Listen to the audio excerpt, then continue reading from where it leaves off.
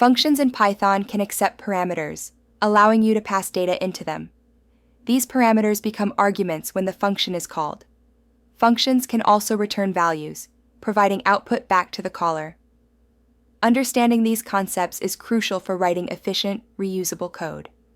Let's explore how to define and use functions effectively. A function in Python is a reusable block of code designed for specific tasks. Defined using the def keyword, it includes a function name and parentheses. For example, def greet, print, hello, creates a function that prints hello when called.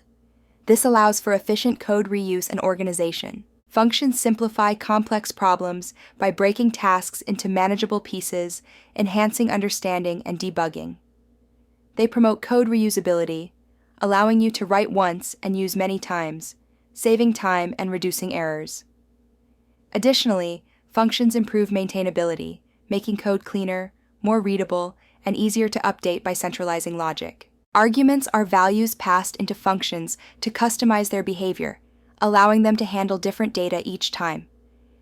Parameters are placeholders in the function signature, while arguments are the actual values provided. For example, in def greet name, name is a parameter. Calling greet, Alice, uses Alice as the argument, outputting hello Alice. Python offers diverse ways to pass data into functions, each tailored for specific needs. Positional arguments rely on order, while keyword arguments use parameter names, allowing flexibility. Default arguments have preset values, making them optional during calls.